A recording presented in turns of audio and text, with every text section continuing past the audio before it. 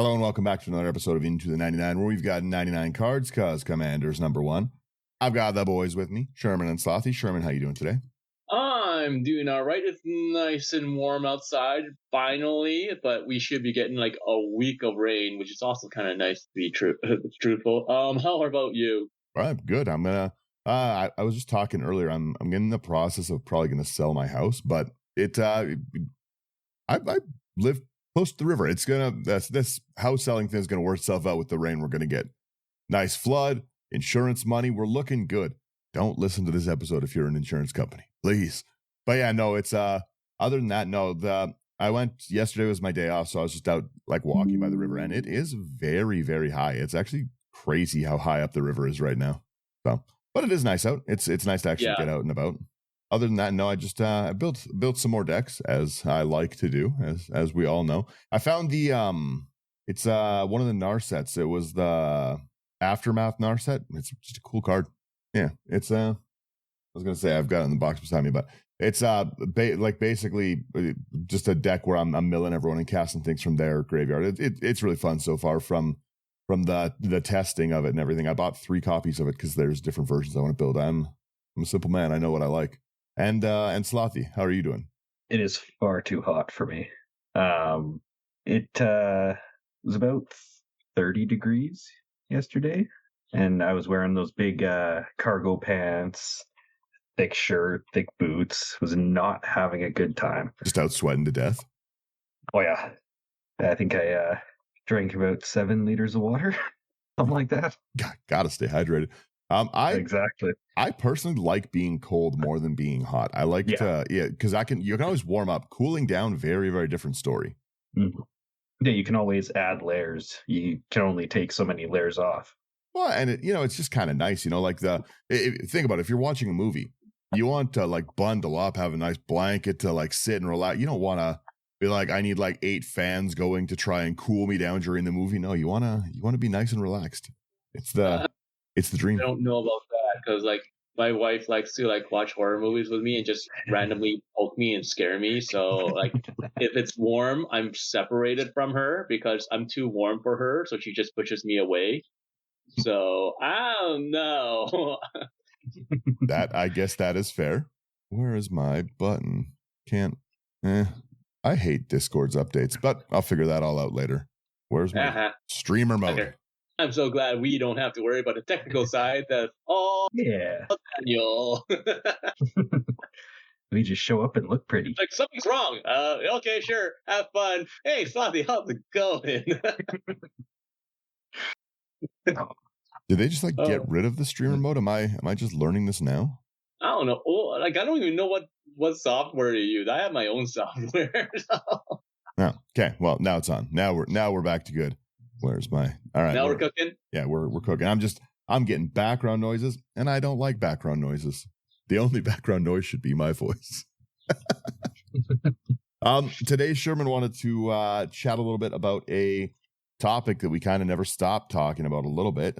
Sherman, let everyone kind of know where we want to go today. Like, what are we discussing?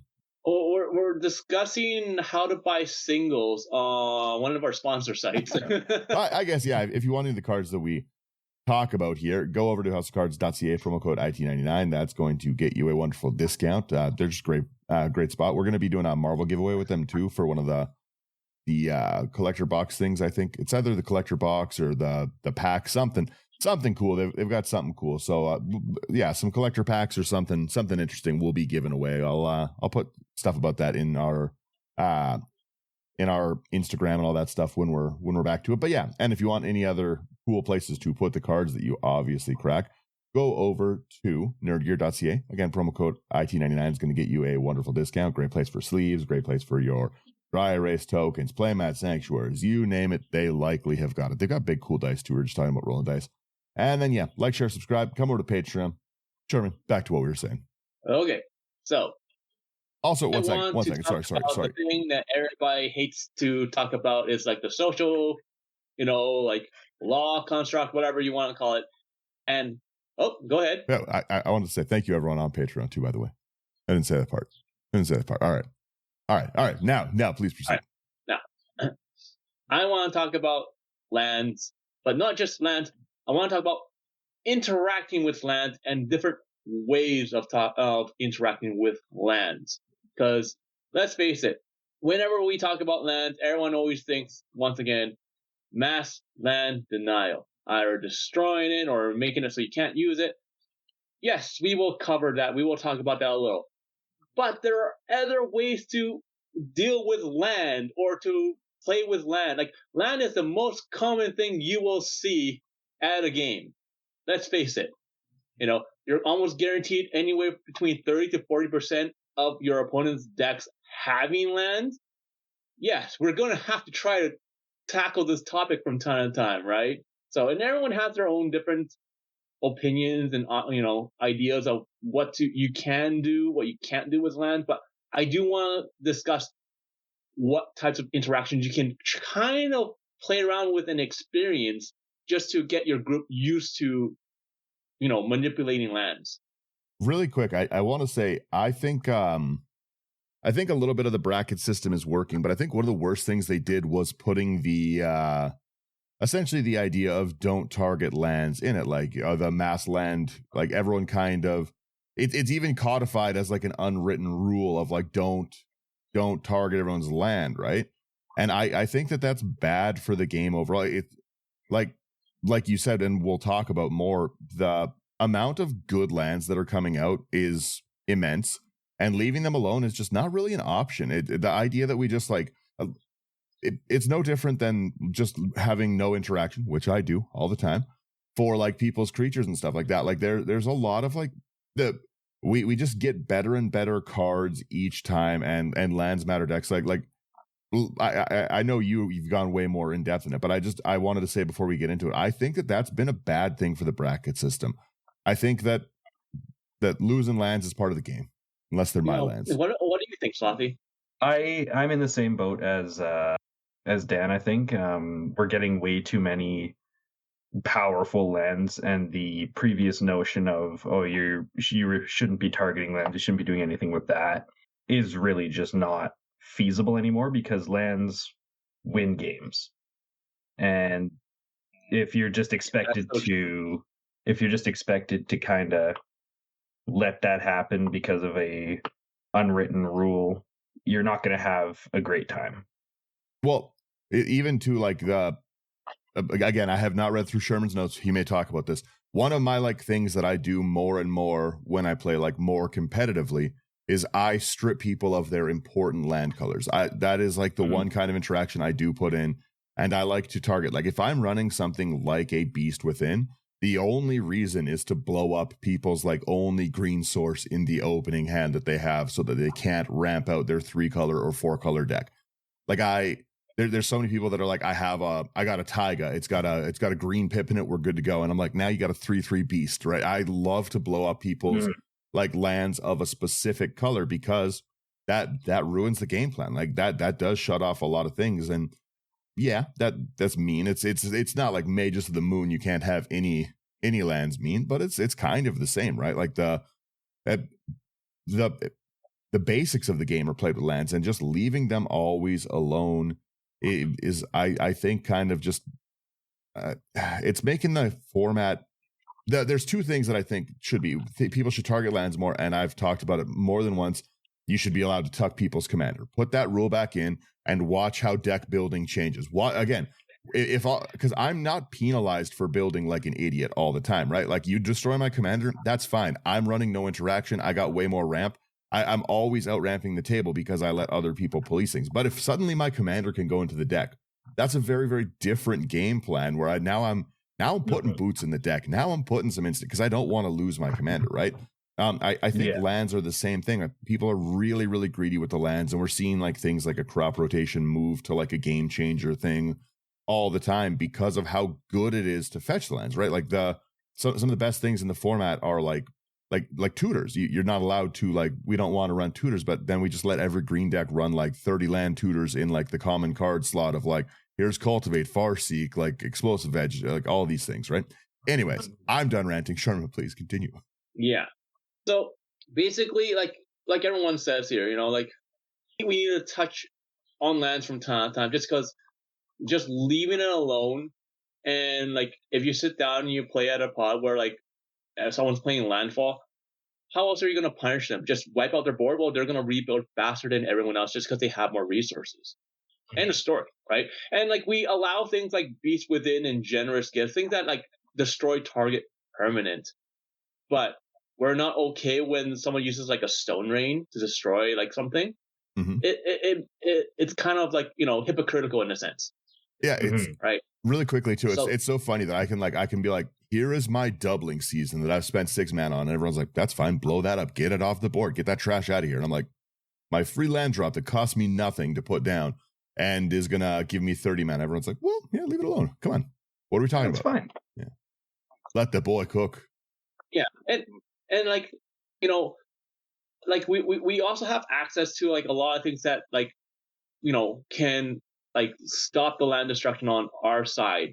You know, not just like for us for casting it, but like, you know, like you need the Fairy's Protection. You can like Borrow's Charm. You can do all these things to protect yourself, right, and your lands, and not have them blow up. So like you're just like trying to utilize that as well. You know, like you gotta force them to use resources from their hand as well. Mm-hmm.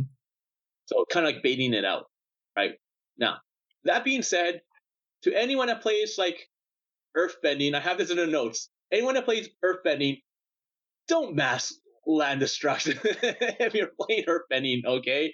Like Slothy was asking this before because he was reading a bit, and he was like, "What do you mean?" It's like, well, like, you know, if I'm playing like top and I have like 6 like lands and they're all Earthbent, and I cast Armageddon to destroy all lands, then everyone loses all their lands, but I get mine back. Don't be that player.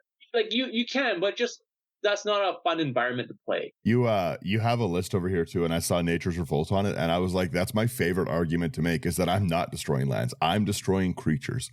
Your creatures just happen to be lands. That's a difference. We have a long list of cards as examples, so let's just get into it because Daniel's getting jumpy. I did a scroll. My eyes know what my eyes like. Yeah. All right. So why are we talking about this topic? It started off with the first card here from Secrets of Strixhaven. Okay. The card that gave me an idea for this topic was Petrified Hamlet. It's a land. When this land enters, choose a land name. Activated abilities or sources with the chosen name can't be activated unless they're mana abilities. Lands with the chosen name have tapped to add a colorless, and this land taps to add a colorless. I thought that was a really, really, really interesting utility land because it can shut down things like strip mine, let's say, or, you know, like a scavenging ground, because, you know, someone uses it to like want to exile your graveyard, but you're a graveyard deck, so you deny it instead, right? Well, you deny all my fetches too. Sorry? You deny all my fetches too. Yeah. You know, like, but like you have to name one. Right? Oh, okay. So yeah, it can't just be like every single fetch. No, name a fetch. I was gonna say if it shut them all down. Yeah. Yeah. So, but that's what this came in and be like. Okay, if I had something like this, how annoyed would the person be? And I'm like, well, like there's different ways of interacting with lands. And the first section I have is basically explaining why this matters. Because here's a few examples of cards you would probably run into that care about lands. And these are powerful every single time you run into these.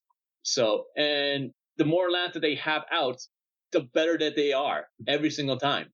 I haven't, like looking at the first row of your list here, like I haven't seen anyone play Hearthhull, but I've seen endless complaints about that card. I've seen, and I just bought one. It's a very, very cheap commander. It's not a creature until way later, and it does a lot. Like it's kind of like Windgrace. It's really like, I have this deck. I modified it. I heavily modified it because like I wanted to, with this one, I kind of wanted to play with power a little bit more, and it's dominating. It's so destructive. It's insane. Like it's crazy. But you know, it's just because like I can constantly destroy my lands and bring them back and everything, and I don't care. Yeah. Right. Well, so, just that ability alone, the sack a land, draw 2 cards, you can play an additional land this turn. That's insane for a land deck. Well, let's just read it out real fast here. So we're talking about like I have like 9 examples of of commanders that you may run into that are like kind of like land dependent and everything. And one of them was Heart Hull the World Seed for 1 in a Jun, so black, red, green. Legendary artifact spacecraft. It's a 6/7. It has station. So tap another creature you control, put charge counters equal to its power on the spacecraft. Station only adds a sorcery. It's an artifact creature at +8 in a sense. So at 8, so it has 2+. The ability 1 and tap, sacrifice a land, draw 2 cards. You may play an additional land this turn. That's really strong, especially if you can play from the graveyard. Okay, and then you have the +8, flying vigilance haste. Whenever you sacrifice a land, each opponent loses 2 life. So I'll have I play with snow lands, so I'll sack everything to like Zern or gain a bunch of life. I've sacked 10 lands. You guys all lose 20 life, and I'm hunky dory. And then I bring all my lands back and I do it again. Well, yeah, like just even the fact that you can just continuously drop down with your play additional land in the command zone. Like Zeus has always been a strong card in general, right? So then you've just got like the access to it.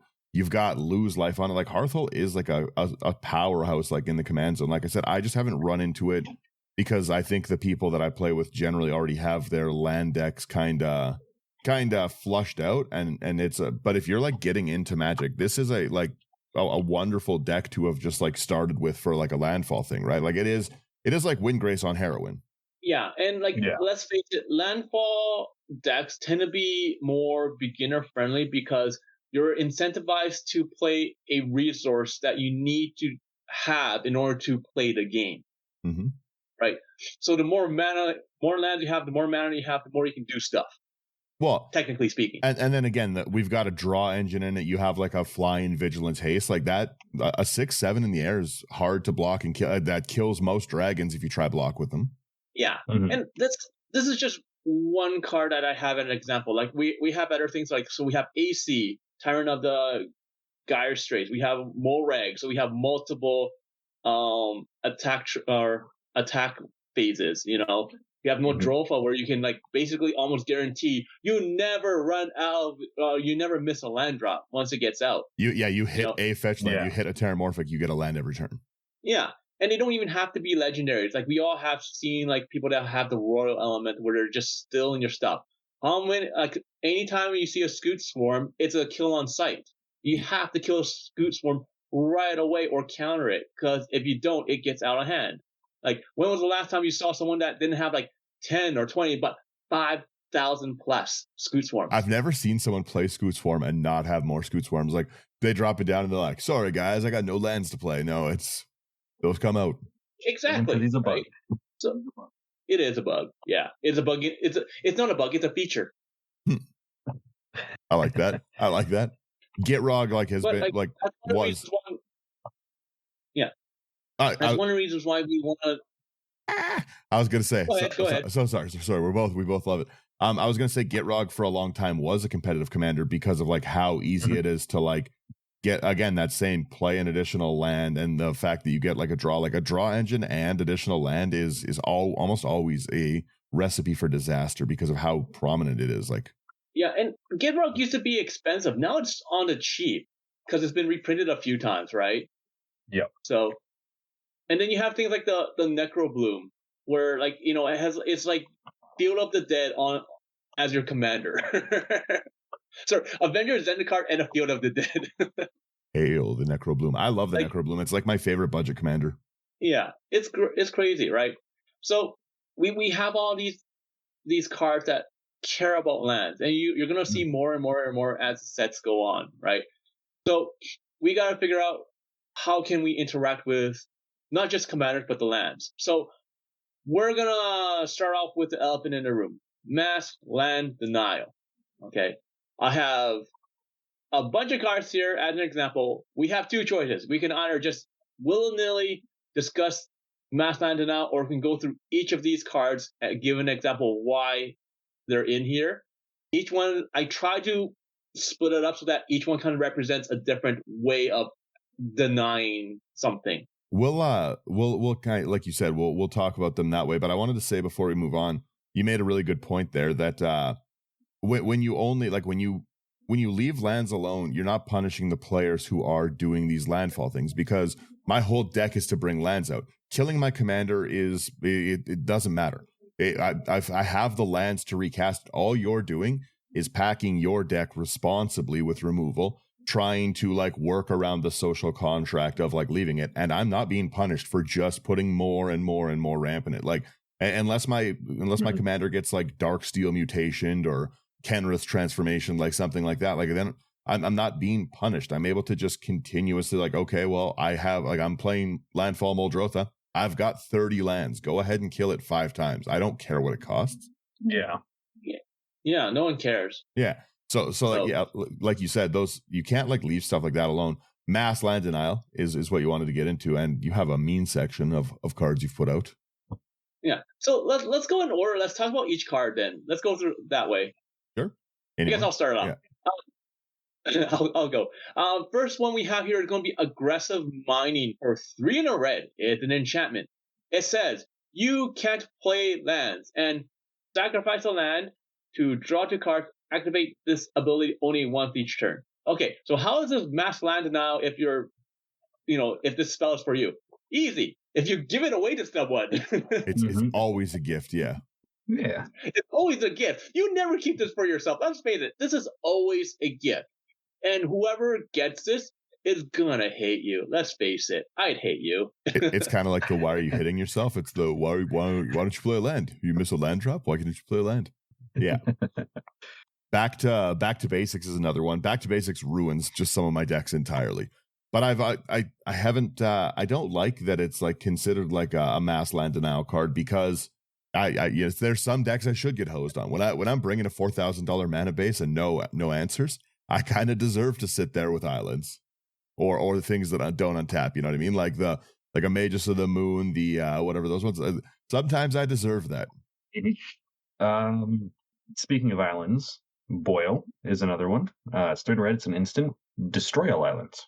Yeah, so Boil, Flash Fire, things like that. That just like just specifically destroys like a certain thing. Like Flash Fire is like I think it's like 4 mana as well, 3 in a red. Destroy all planes. Like things like that. That's just harsh. So, the next one is a dual card. It's fun. We have Boom and Bust. So Boom side is 1 in a red. Destroy target land you control and target land you don't control, which is not bad. Bust, on the other hand, is 5 in a red. Destroy all lands, including yourself, granted, but still. Once again, if we're playing things like, like a Boros Charm, all my stuff is indestructible. It makes no difference. You just earthbending. It's fine. Yeah, exactly. Earthbend. Like, bloody hell. If you destroy all lands, it is annoying. But if you yell, I'm about to bust, and then destroy all lands, it's a little less annoying. I'm just saying, I would allow it. I'd allow it and I'd laugh. You would have to allow it. You don't play any interaction. Yeah, you're not wrong. You're not. I'll allow it because I want to allow it, but you have no untapped mana or cards in hand. Irrelevant. I like that you have to allow it. We Fall of Thran is another one. I don't mind Fall of Thran as much because it's an equalizer, right? Like it's one of the things I actually like Fall of Thran a lot. The destroy all lands section of it, and then everyone gets their 2 lands back. I like that. It's a great way to keep people in check. It's nice unless you're like me and you try to build a Garnet deck where it cares about sagas and you can remove the lore counters and you keep on destroying everyone's lands, and Garnet gets bigger and bigger, but they don't have enough mana because they don't have any lands at all, so they can't cast removal, and then you just swing in with a 30-30. Game is game, baby. That's hilarious. Yeah. It's taken apart for a reason. I would enjoy that. I don't like when a game can't end because you've like locked it out. Like I will admit that sometimes when I world fire the table, not enjoyable. But I'm trying to end the game and it's fun.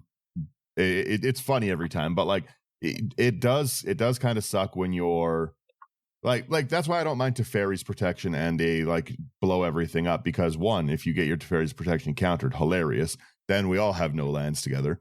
But the other one is just that if a game's going to end, I don't mind a game ending. I mind a game dirtling. I don't like Cyclonic Rift because of like a game ender, although I do dislike the card. I dislike it because it's always a defensive crutch that people play when they're getting just absolutely mollywopped on the table. They're just getting whooped, and then they're like, well, I psych rift. And I'm like, all right, well, you suck.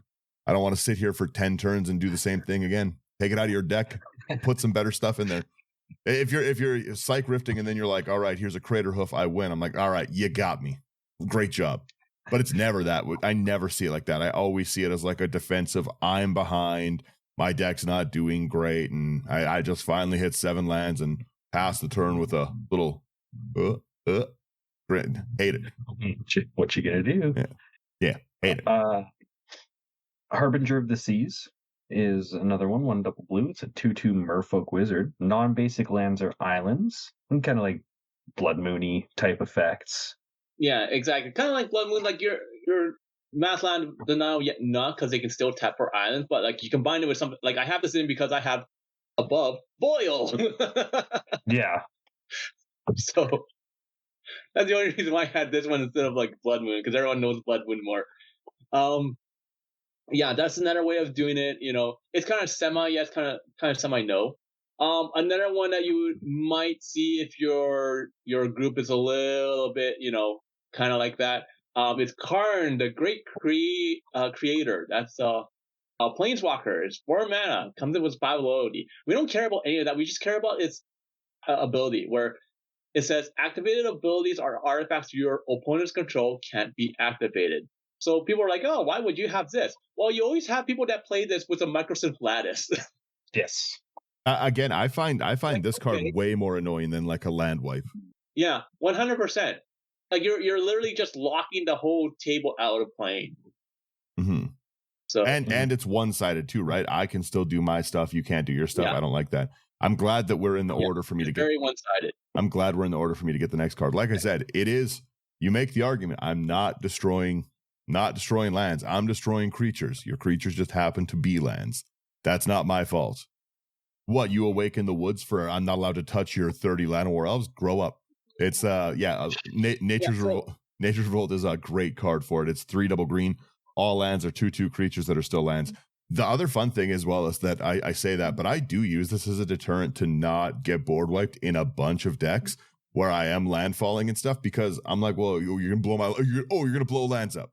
Oh, is that what you're gonna do? That's exactly how I act the minute someone's doing it to me. But if I'm the one with the board wipe, if I'm the one in the driver's seat, then no. But yeah, I like turning lands into creatures. It's fun. It can backfire. They get swung at me. Elish Norn's quite fun. Yeah, that one's rough. Elish Norn with like Cormus Bell, things like that. You know, like I used to play an AC deck, and I used to, for fun, put in living lands, just to give the opponents an opportunity to wipe all my land. I did not care if they did it. It's just fun, and when it happens, it's funny. Like I'm out of the game, but it's still funny. I don't care. But that is something that you can do. I'm just saying, Urborg can go in any deck. It does not have a symbol. Mm-hmm. It's all your lands are swamps. It does not have a swamp on it. AC Cormus Bell. Let's go. This next one is a newer one. Planetary Annihilation. It's 3 double red. It's from it's Edge of from Eternity. the corner of the Hearthhole commander deck. Yeah. But it's a sorcery. Each player chooses 6 lands they control, then sacks the rest. Planetary Annihilation deals 6 damage to each creature. I like that. This is one of my more favorite ones to do, just because everyone still has 6 lands, so you can still do a lot of things with 6 lands. Most people can still cast their commanders at 6 mana, right? So yeah, again, I don't mind ones that are one-sided or that are like equivalent. Like Ruination, destroy all non-basics. Again, something that hits me hard, hurts, but again, it's something that gets rid of everything. Oh, that was Slothy's card. Slothy, you take my card. Nope, my card was Planetary Annihilation. Was it? Oh, you took Sherman's card. Someone's card. Sherman, you take the next card then. Is Sunder banned? I thought Sunder's banned. So heads up. So Ruination was basically says like destroy all non-basics, so which is nice. The next one's annoying though. It's gonna be Sunder for 3 double blue. It's an instant. Return all lands to the owner's hands. That's yeah. I thought Sunder especially was if they banned. don't have like max hand size, right? then you're getting rid of all their spells because they need to make sure they play lands in order to play things. Yeah. Mhm. And then there's our classic Winter Orb. 2 mana. It's an artifact. As long as it's untapped, players can't untap more than one land during their untap steps. Classic OG of land denial. Let's face it. Pretty abusable. Yeah, very abusable. Very, very abusable. So, but That's that's an example of like mass land denial in different ways. It's not just land destruction, or it's like here are all a bunch of different ways you can deny people of all their lands. So, but that's only one part of it. I have a 2.5 version, and that 2.5 version is basically I've titled "Our Lands Get New Abilities." yeah. Equipose is it's So a reserve list card, but it is a cool card. The fact that like every land that you control in excess of yours, they phase out. That's brutal. And then the same for artifacts and creatures. It does also keep you in check. Yeah. So like whoever's ahead basically slows down a lot when it comes down to it. When you think about it. Yeah. The next one, I actually have someone in the play group that actually plays this. It's so annoying. It's Inferno Darkness for 2 double black. It's an enchantment. It has cumulative upkeep. So it's going to be a black and 1 life.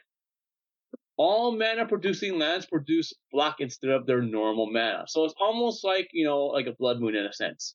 But this one kind of goes away. So it's like, it's not so bad. Then there is Mana Web.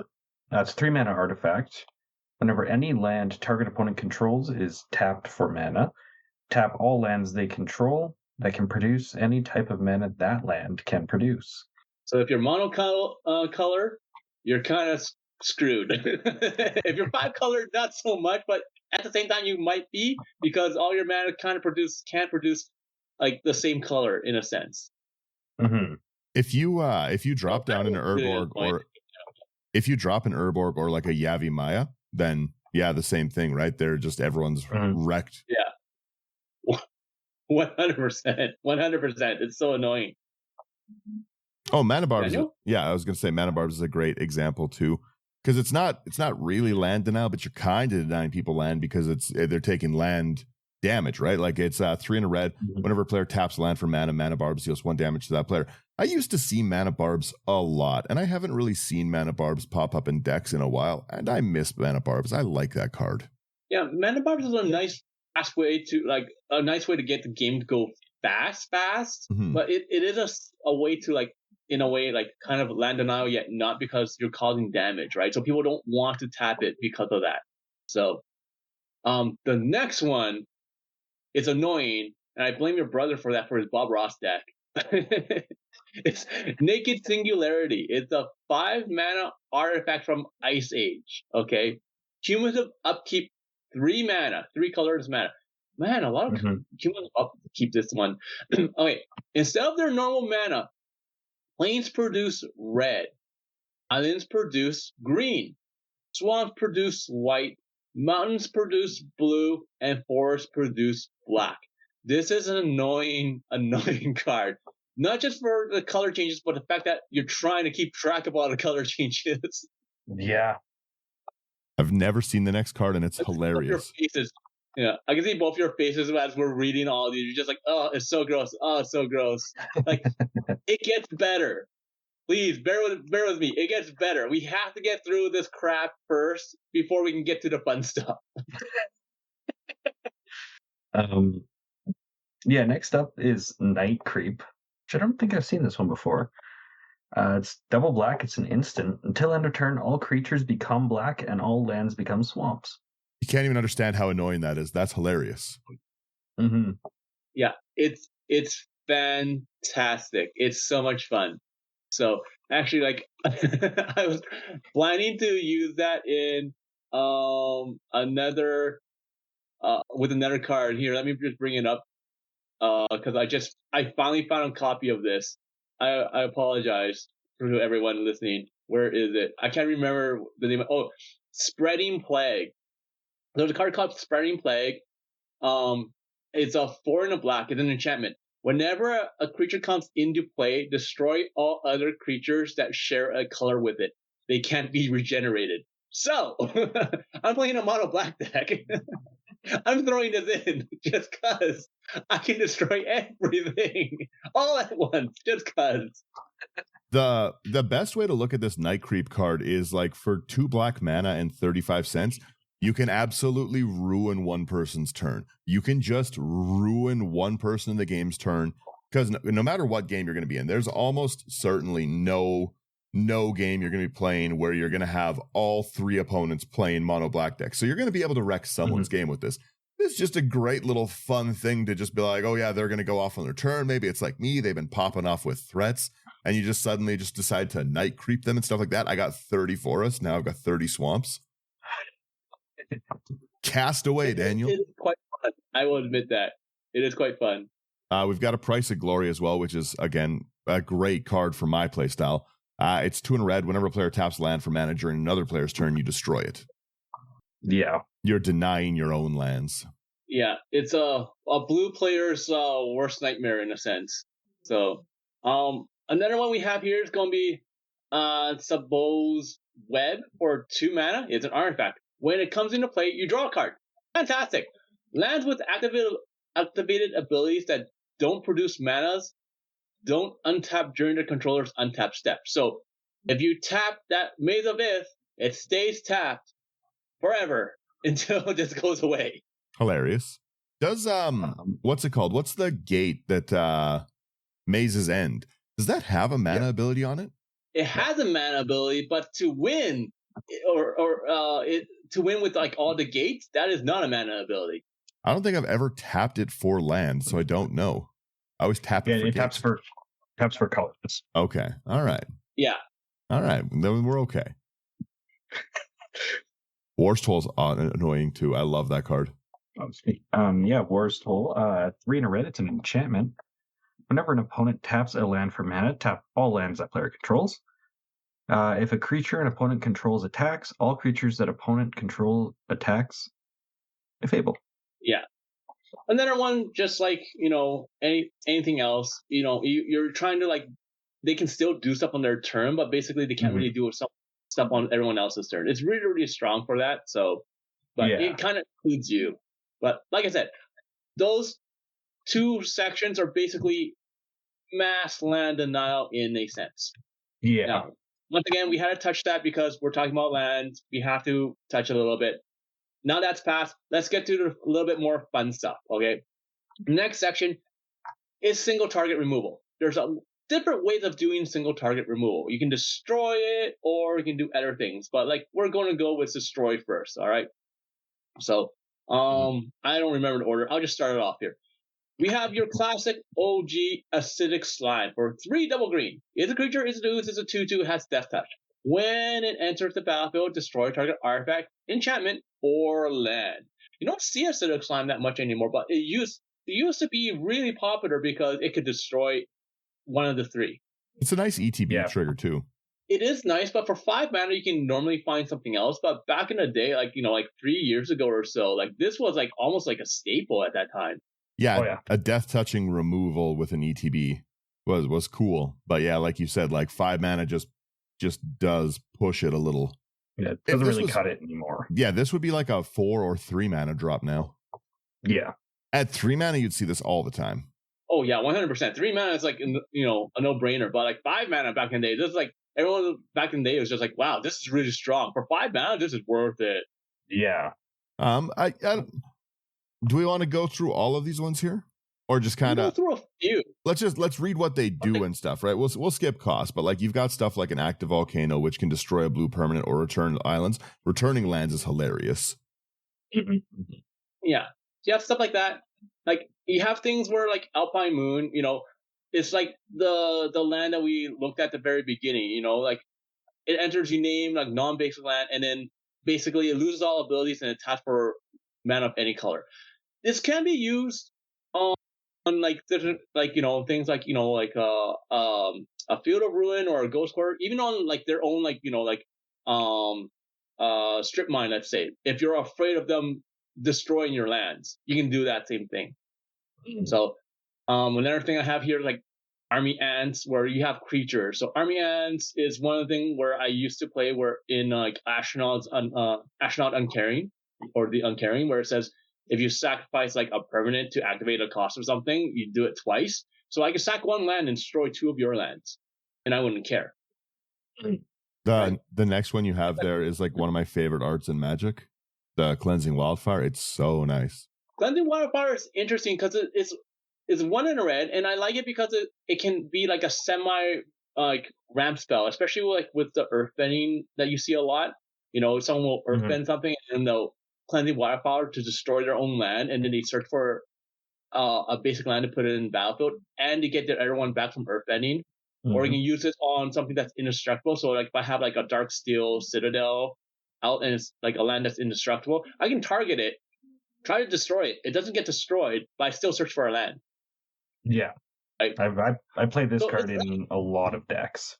Yeah, it's fantastic for stuff like that, right? And it's like a way to ramp in red in a sense. It's not a real great way to ramp, but it's still a way to ramp. Hey, at the end of the day, Path is a ramp spell. Yeah.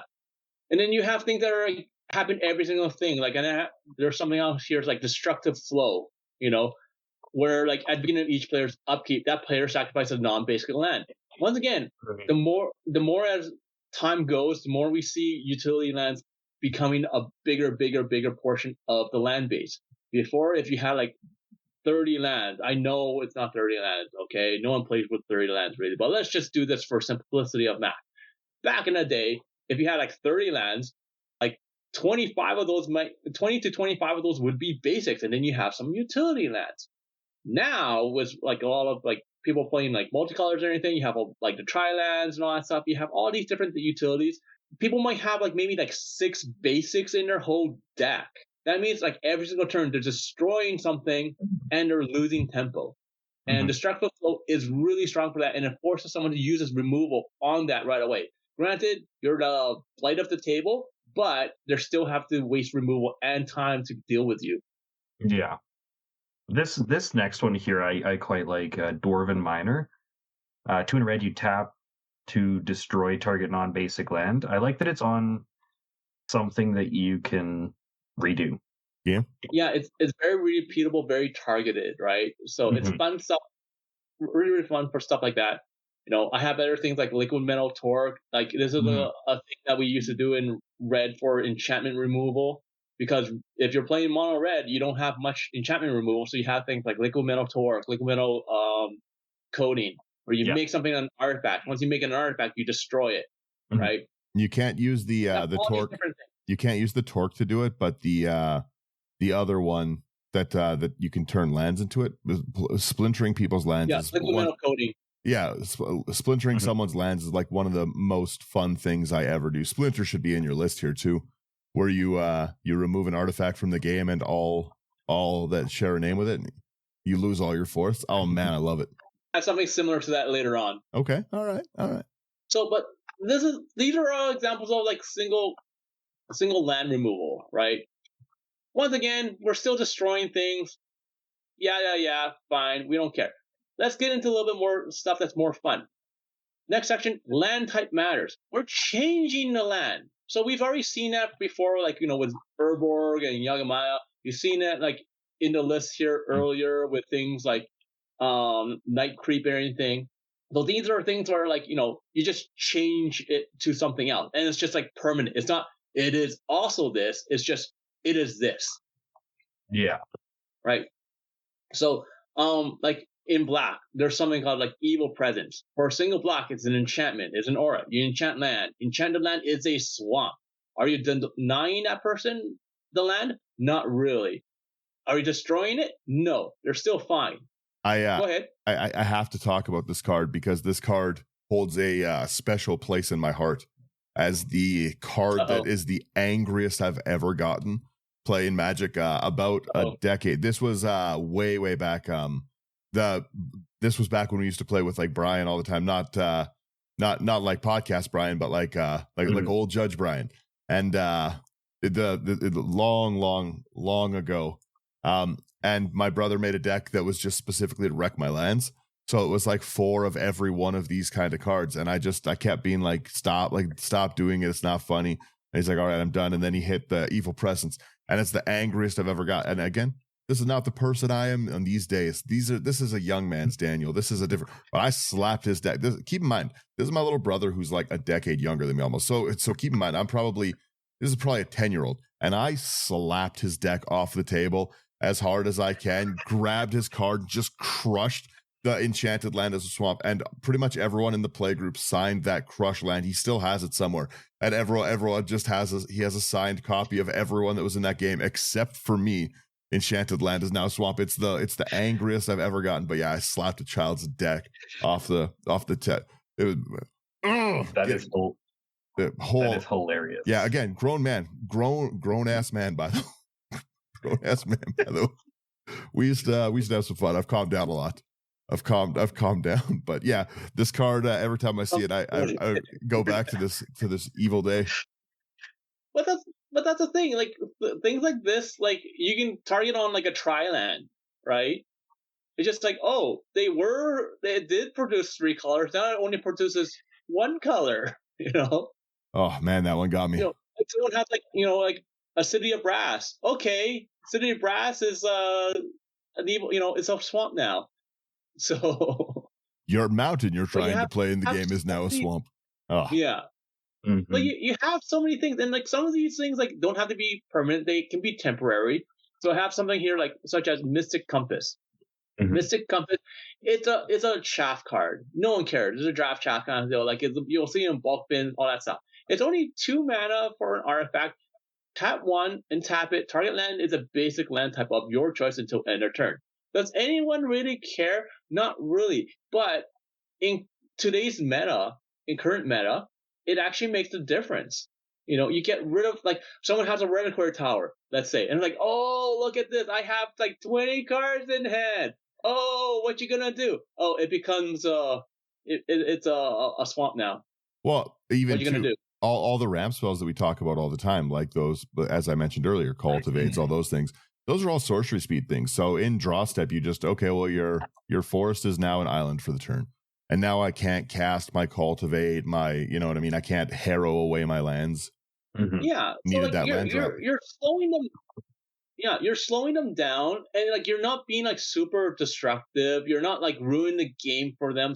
Although it might feel that way sometimes, for the most part, you're not. You don't care. It is what it is, right? So same thing for like if you really, really, really want to be mean. The one card here is under is Shimmer. So I had this. I don't play it anymore because it's really mean. So Shimmer is like 2 in double blue. So 4 mana for enchantment. Whenever you play Shimmer, choose a land type. All lands of the chosen type gain phasing. That's pretty gross. Pretty funny, but pretty gross. It's really gross. It's like you can basically almost take out 1 person out of the game, almost guaranteed, right? If not 1, maybe 2. Well, it's really, really, really mean. I was gonna say, or if people like if you have like one of those Urborg things, right? You can, if you're in the dominant position, now no one gets their lands back for a turn or 2. Mm-hmm. Hope they have removal. I don't. Yeah, but the like we're starting to get into like ways that we can touch the lands, but we're not really like denying you access to the resource here. You still have a resource. Pretend it taps for a colorless mana if it if you don't use that color, that's fine, right? Mm-hmm. But you still have at least that resource, so you're not really denying a person the ability to play. You're just slowing them down. There's a big difference between the 2. It's kind of weird you decided to run so many islands in your mono green deck, but it's really funny. I've done that. I'm not allowed to play with color changes anymore. All the Sleight of Mind and everything. Yeah, no, I'm not allowed to play those anymore. It's fun, but I'm not allowed to for a reason. So, and like that kind of leads into like the next section here, where I call it take a damage. So like mana barbs, right? Mm-hmm. But unlike mana barbs, it's more specific to either individuals or non-basics or something along those lines. So, for example, first card I have here is going to be Acidic Soil. It's 2 in a red. It's a sorcery. So it's a one-time kind of deal. Acidic Soil deals 1 damage to each player for each land he or she controls. I'm fine with that. If you're ramping out land like crazy, okay, and you're dropping land and you have like 20 lands and I only have 10, okay, or you let's be more realistic. You have 12 lands and I have 6, okay, which is more realistic. Have games like that. I'll drop this. You'll take the 12. I'll take 6 damage. I'm fine with that. You'll take 12. You're like almost half. You're more than half dead or close to half dead, depending on the situation, right? Mm-hmm. So you can be more specific. So like I have like things like like old school psychic venom for 1 and a blue enchant land.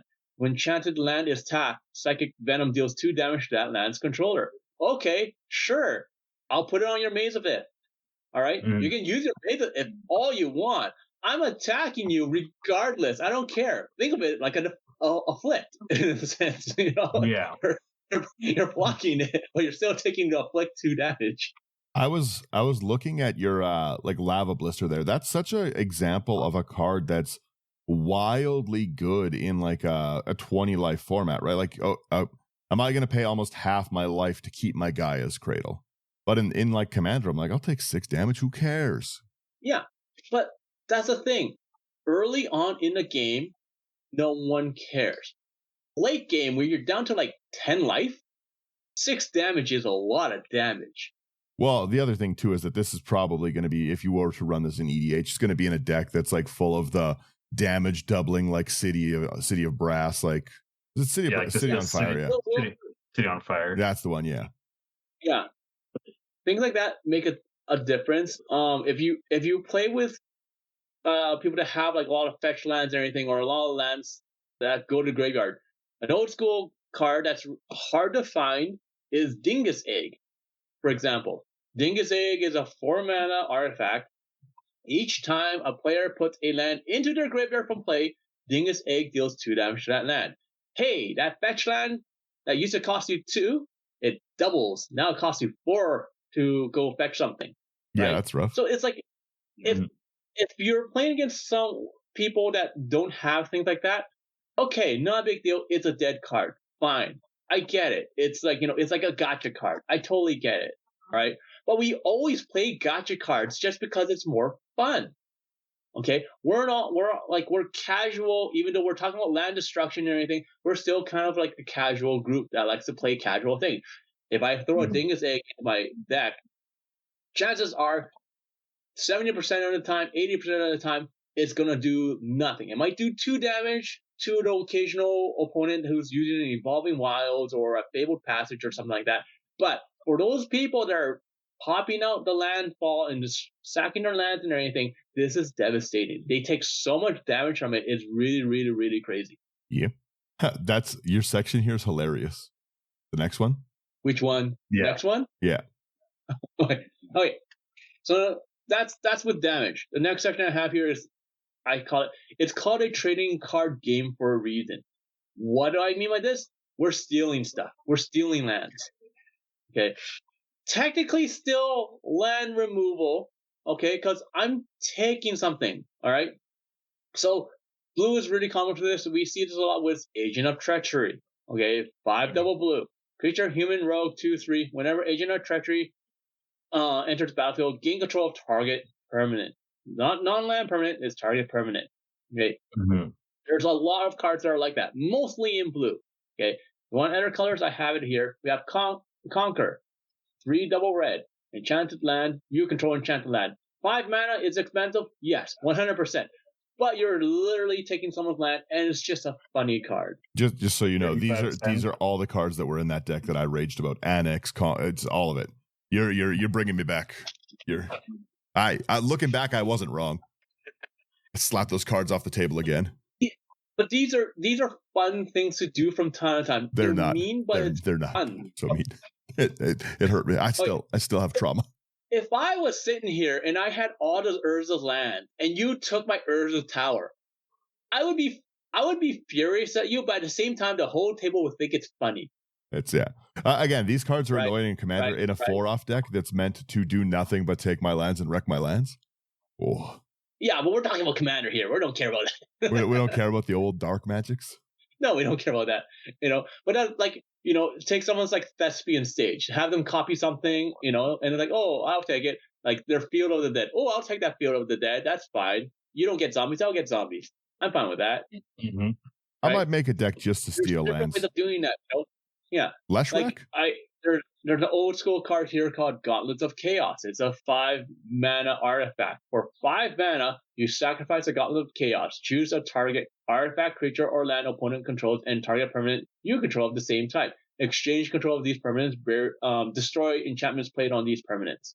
Once again, is it expensive? Yes. Do I care? Not really. Why? Because it's fun. And if I have infinite mana, who cares?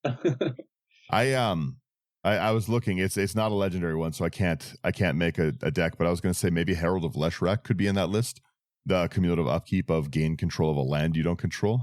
Hilarious. So the way, because that was a creature, right? Yeah. Yeah.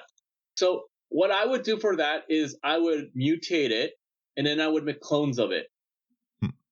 It's non-legendary. You can just make clones of it. Oh, I thought you said it was legendary. No, if it was legendary, I would have put that thing in the command zone. Oh, you probably still will anyway. I might rule 0. We never know. Maybe that's my Pendragon deck is my uncommon or my not legendary commander rising to the occasion. No one wants to play with me anymore.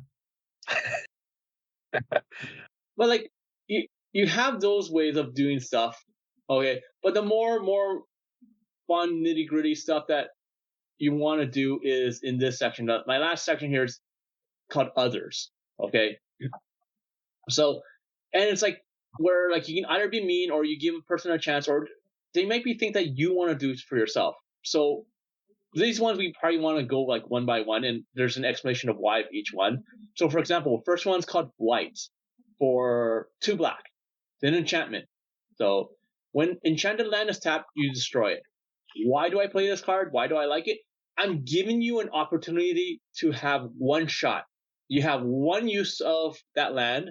After that, poof. So you gotta choose when to use it. So it's like if you have, like, once again, Maze of Ith is the most common one that we see used often, that we always are like, oh, it is so annoying, right? That's why we always refer to Maze of Ith. Is everyone gonna play it? No. Why? Because it's an expensive card. But it's like you have that Triome. Okay, someone has a Triome. They're in like 5 colors, and it's the only thing that produces blue. Okay, you get one shot. One shot. After that, it's gone. When are you going to do it, right? And it forces them to like think a little bit more and be annoyed at you, but that's fine, right? You gotta just tap it right away to prove they're not scared of you. Just tap float it the and mana and do yeah, nothing let with them. it. Yeah, I float the mana and pass my turn. I don't even need that land. I don't even want it. That land was fat. The city really just wasted 2 black on getting rid of this. Yeah. I did want to say the next one is it's a cool card to be mildly annoying, but it's also very strong in graveyard style decks, like Chronic Flooding, 1 to blue. Enchant land. Whenever enchanted land becomes tapped, its controller puts the top 3 cards of their library into their grave. That's like a draw 3 in Muldrotha decks. Mm-hmm. Yeah. I used to hate Mill until I started playing around with Mill. Now I understand why it's so strong. And Chronic Flooding is one of those cards that is slept on because you're literally putting it on something that you know you're gonna tap anyways. Because most people look at something like this and they're like, "Oh, you're just gonna put it on an opponent and mill them." Sure, that is a possibility, right? But you can also do it to yourself. Everything here is cool. The Narset that I was talking about is Enlightened Exile. Whenever Narset attacks exile target non-creature, non-land with a mana value less than its power from a graveyard and copy it, you can cast the copy. That's like a great card for that deck because then they're just filling their graveyard for me and stuff like that. Like if you want to cast from people's graveyard like this Narset does, that's phenomenal. I like this card. It's really nice it's really, really nice for something like that. Like this is a cheap card. You can find it like, in bulk bins and everything, hell, people might even give it to you if they're like, "Oh, I'm looking for this card. Well, let me double check, like my bulk stuff. Here you go. Like I have 6 copies of this. Go nuts." I was just looking at it. I was like, I don't play this card in any decks, and I'm gonna. And I was like, I guarantee I've got a bunch over there. What sets this from? So yeah, Chronic Flooding is just one of those cards I absolutely love now that I know how to play mill or like self mill in a sense. The next card is one of my favorite board wipes now, because it's basically like Deadly Cover Up for 3 double black. It's a sorcery. At an additional cost to cast a spell, you may collect Evidence 6. So, alright, fine. Destroy all creatures. If evidence was collected, exile a card from an opponent's graveyard. Then search its owner's graveyard, hand, and library for any number of cards with that name and exile them. That player shuffles, then draws a card for each card exiled from their hand this way. So, I tend to play this often because I'll run into people that tend to throw in a basic or something like that, or discard their basic, something along those lines, into their graveyard. And I go nuts. I will, if they target me or make me upset or something like that, I'm going to do this. Most of the time I don't, but I've done this once or twice. I will admit it. And it is mean, and it is kind of mass land denial in a sense, yet not. It depends on the situation. Because, like, monocolored decks are really, really devastated by this. If you're playing, like, 3 colors, not so much. Splinter 2.0, I like it. The Mind Funeral style ones are brutal. Because I notoriously don't run a lot of lands, right? So you really hit a lot with this, like the target opponent reveals cards from the top until 4 lands are revealed. Sometimes that's like 20 cards deep in a deck for me. Yeah, and that's one of the things with decks that like you do landfall and everything. Like, sure, they have like a higher land count in their library. Like, they have like 38, 40 cards, but at the same time, they're popping out so many lands that you're gonna get more cards from the Mind Funeral that you're milling as opposed to more lands. It's a hit or miss most of the time, but like you can almost like, if you know like someone's playing a landfall deck, you have a higher chance of getting like more build than someone that's not playing a landfall deck. I think another good version of this card as well is Mirko Vosk, Mind Drinker. It's 2 more mana. It's 3 a blue and a black. It's a flying creature, and it does this effect, this exact same effect whenever it does combat damage. Yeah, that many lands, right? Yeah. Until they reveal 4 lands. Disgusting. Then everything goes really brutal.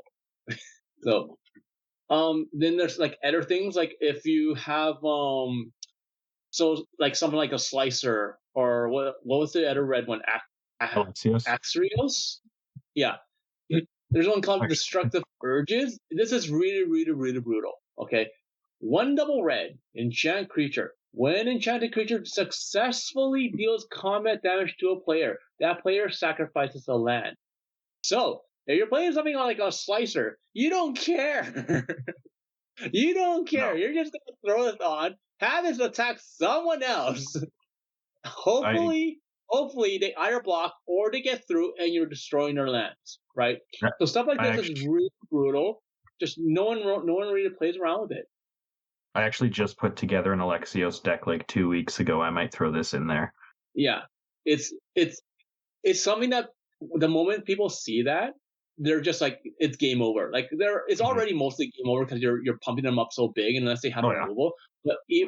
But this is just like slows them down even more. So they can't play their big spells. They have to deal with this, or they lose a creature, or they lose tempo from losing a land. Right?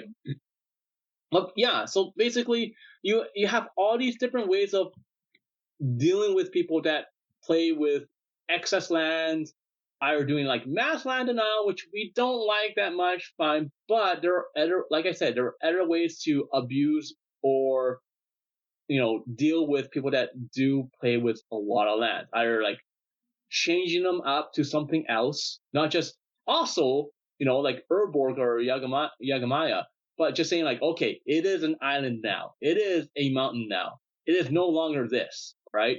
It's temporary. It's, people don't like it, but it's still technically fine. Okay. And then like other times when you're like Mind Funeral, when people are just dropping or pulling out lands like crazy from their deck, and then you drop this, and then they're milling like 30 cards. There's so many different things that you can do. It's really, really, really, really crazy. So, and even if you can't find all these things, that's fine. There's other ways of dealing with all this. So like one of the last things I have here is like Trailblazer Boots. This used to be like a hard to find card. They've reprinted this a few times now. But it's just an equipment where equipped creature has non-basic land walk. It's basically unblockable at this point in time. Every single game you sit down to, even if the person's playing a monocolor deck, you're still going to be able to get through with this because every single person plays with a non-basic lands. Mhm. It's just the way it is. Right? Well, it's such an easy toolbox spot. Unblockable. Done. Yeah. So, but that's basically all I want to talk about. It's just ways that you can interact with these people, either touching their lands, not touching their land, but everything based around land and what you can do with those lands. Well, it's nice to look at other ways to like go about interacting with them because like my thoughts on land denial aside, like and blowing all the lands up, it is a great way to like use that, like the compass one you were talking about, right, where you just change their land type.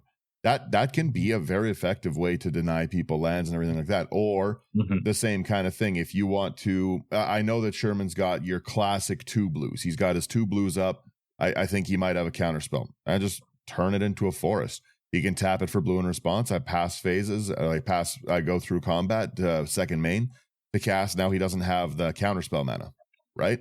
Like the fact that you can use it like in ways like that to interact with people is something a lot of people never even really prepare for or think about. Like again, when I play competitive games, I blow people's colored mana up, and no one I've played with really kind of expects that. Everyone thinks that that's like mean. I guess they're just like, well, like don't do that. I need that. But making people lose access to like the colors that they need early on can like just totally derail the game. That's my favorite play. I've said it so many times, is turn 1 Winds of Change, because people keep a hand that they think is slightly playable. Now you get a new hand, and that's you throw people so off if you just change like what color they have access to. So I love the different ways that you put in here to interact with these. Mm-hmm. Yeah, and like I think it's important that like that people understand that you're not trying to deny them from being able to play the game. You're just making it a little bit more difficult.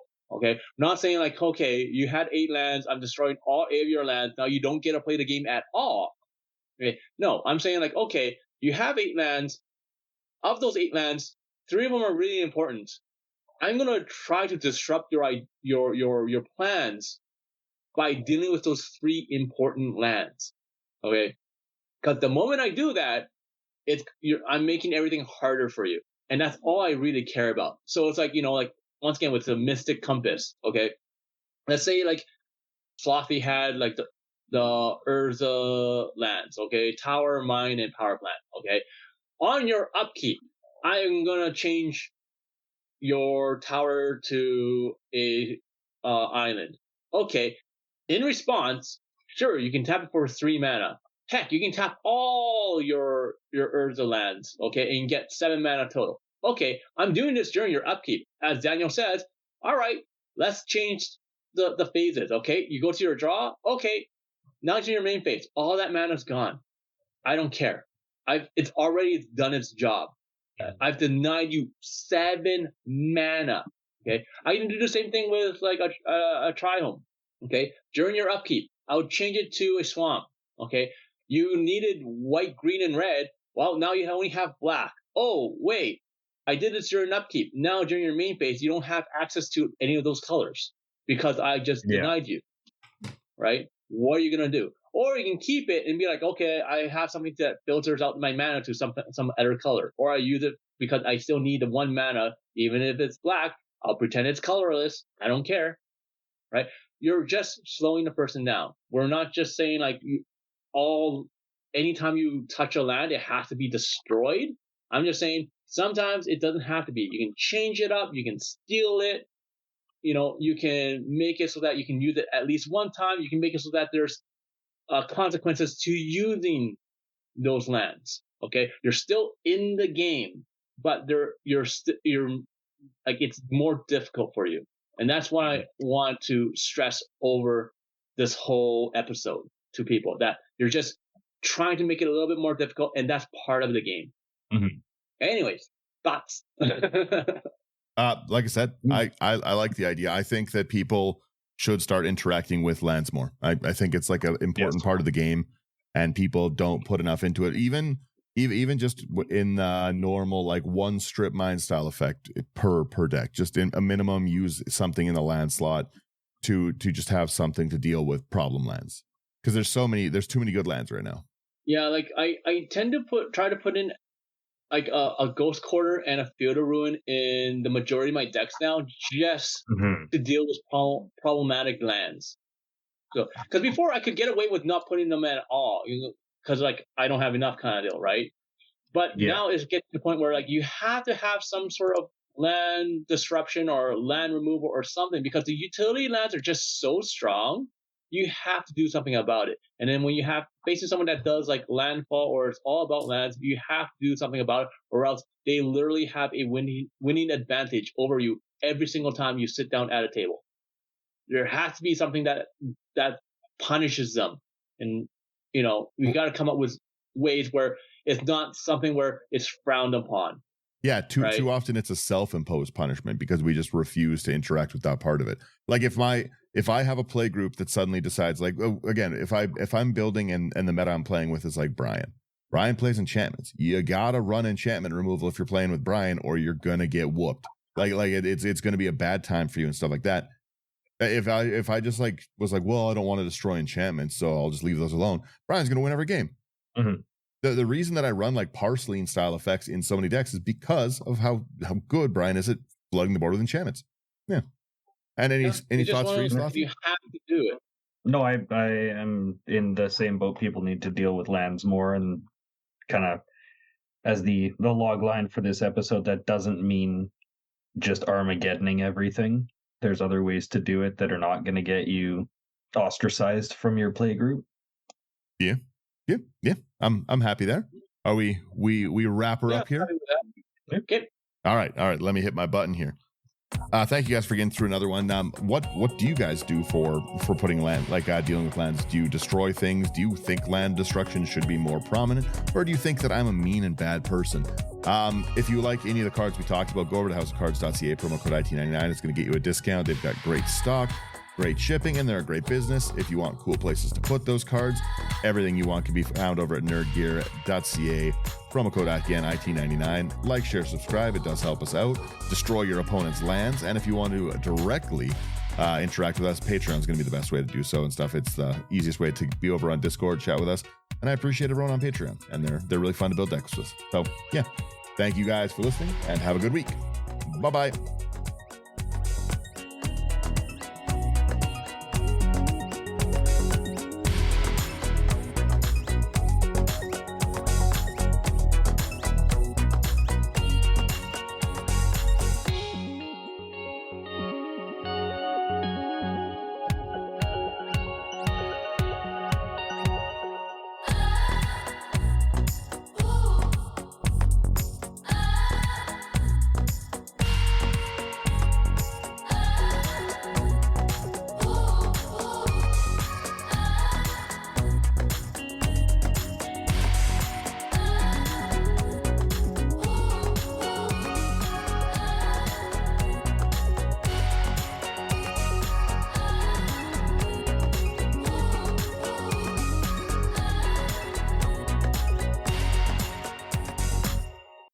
Later.